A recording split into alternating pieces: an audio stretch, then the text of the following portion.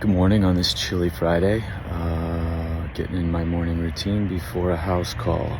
More on feelings. Because I didn't sleep perfectly. I perfectly didn't sleep well last night. A lot of feelings, and I got to thinking more on what I could express. So there's been a number of times, and people are guided in Zoom calls with me or house calls, that when we break down their understanding of their body, and we break down, it could be whatever their concerns are, their intentions are.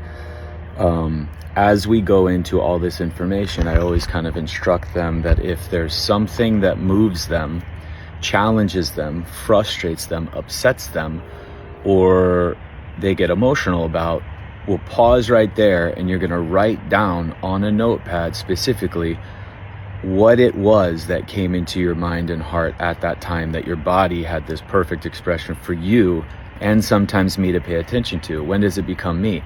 If the person starts pushing salty discharge out their eyes, if they start crying, I'm like, okay, so I saw that, you saw that, we were talking about this, write that down, because when we close shop here, before you get your materials and document moving forward in video and instructions and everything else, videos, you're going to want to go into that right now. And it could be around the relationships, it could be around training, it could be around, light, nurse, whatever it's going to be. A lot of the times it's usually with how we're connecting either to ourselves or other people. So that relationship workshop comes into play.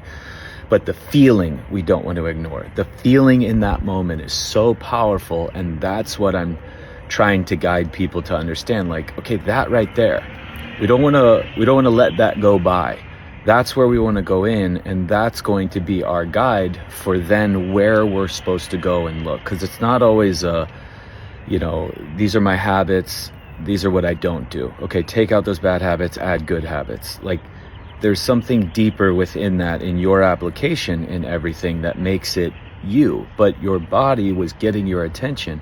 And again, it doesn't like using energy for no reason. So it won't just create goosebumps. It won't just cry. It won't just sweat. It won't just have cotton mouth. It won't just have a sleepless night. It does this for a reason. It's got so many other things to worry about and focus on to keep you here, that doing these things, it's like, all right, here we go. This is kind of a big deal. I need your help with this thing. And something I want you to understand is your ability to feel and your ability to sustain the feeling, even the pit in your stomach feeling, whether it's butterflies or despair, loss, and worry. Yes, that's neural. Yes, that's coming from an emotion. Yes, it's chemical. Yes, it's hormonal. Yes, the body does all these things, but the final go is musculature.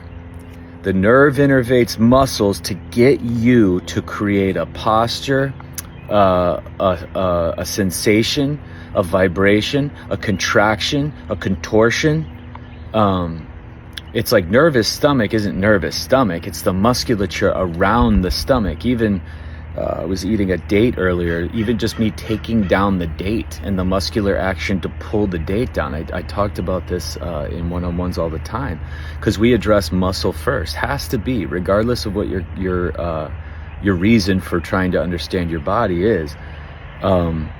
Even take somebody who's so weak and chooses modern medicine, and their modern medicine has done the best to keep them here, but it's just obliterated their body and they're just laying in a bed, right? Just barely alive.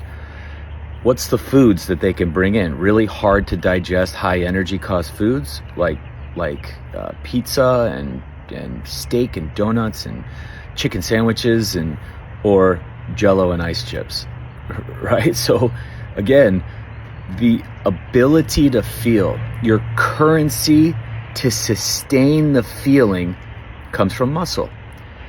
Your ability to then use the feeling to then dive into your life and understand your life more using your body, and then preparing your body for the understanding, for an increase in ability, for a moving forward or a job change or some massive shift, or reorganizing something in your business or cutting somebody out or adding somebody in. That comes from your currency, which is your musculature. So back to the feelings, never to be ignored.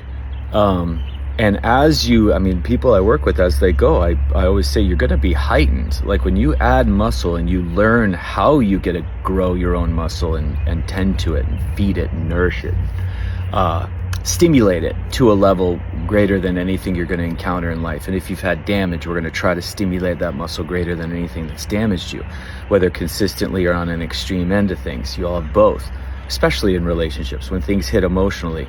As you increase your ability to manage energy and force through the musculature, you hypersensitize things for sure.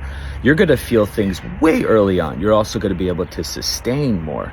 And so things are going to come at you more when you do this. That's the trade-off. That's the point. It's more life, not, eliminating life.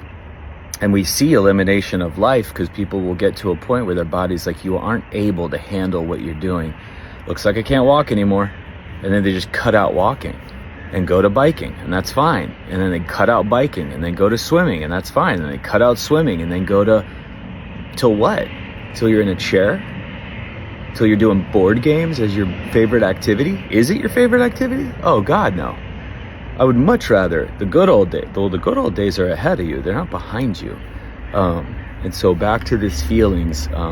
In one-on-ones, it happens almost all the time because you could see in their face, you could see their expression when we uncover, you could see their color changes or emotions change or tempo and just their disposition totally changes. How do I know that?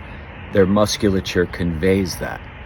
How do we express facial expressions, muscular contractions? How do we express posture to know that we're excited or uplifted or scared or hurt?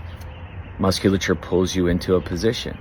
The power within the feeling sensation of it is through the muscle. And that's why my next Zoom workshop is going to be on mental health, all things mental health,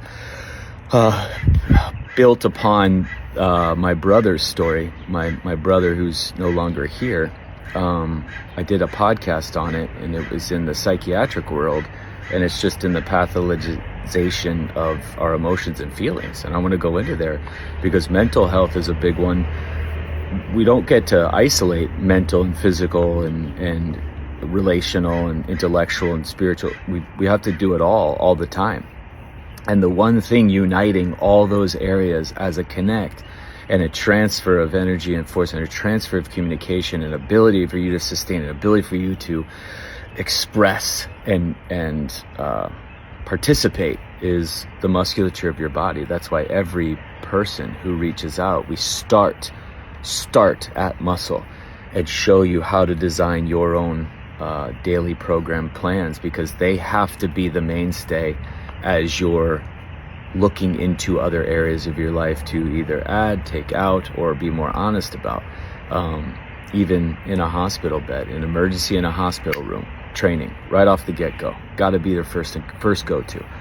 So feel or medicine, absolutely. And part of that is that transmission of the sensations through the contraction of our musculature to express and get our attention, because the body will not screw you over. It's not doing it to annoy you. It's not doing it because it's Friday and wants to upset you.